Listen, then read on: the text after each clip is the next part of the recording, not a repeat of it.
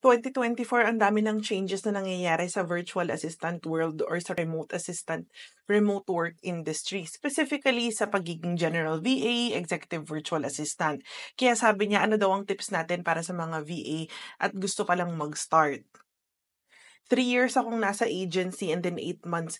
More than 2 years ako as an executive virtual assistant and then for the past 8 months, naging operations manager ako. So right now, humahabol ako sa mga ano ba yung dapat kong matutunan ulit because I am in my new role na direct client as an executive virtual assistant.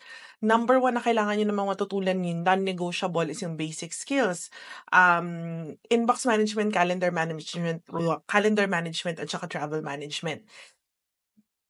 The next thing is you need to learn the tools, yung mga project management tools. Ang pinakamaganda ngayon that I'm also super duper enjoying is ClickUp, and then we also have Notion.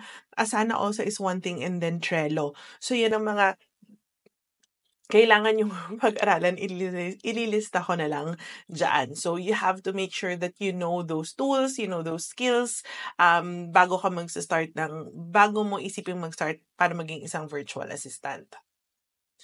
Ang kagandahan niyan, hindi niyo na kailangan lumayo kasi dito pa lang, since pinapanood mo na to, I do have a free learning center. All you have to do is click the link in my bio and then join that free learning center. Tapos noon, meron tayong free version ng paid na online course na nandun sa free learning center natin.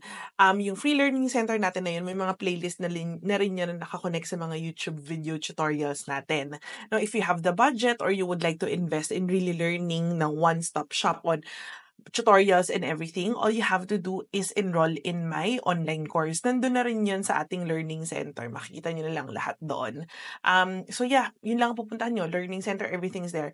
Even the link to group chats and our Discord channel. Pero may mga nagme-message sa akin, hindi na gumagana yung Discord channel link. So I'm going to update that Discord channel link natin.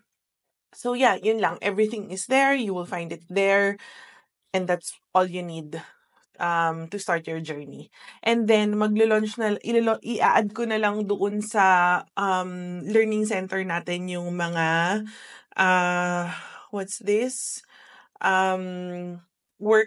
Workbook na parang may mga exercises sa ng mga sample scenarios na ginagawa ng isang executive virtual assistant, tapos sasagutin ninyo and all of those things.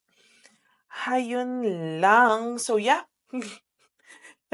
Akala ko nasa live ako kasi tinitingnan ko, inaayos ko to. But yeah, so that's it. Just click the link in my bio for all of the links that you need to start your journey sa pagiging isang VA.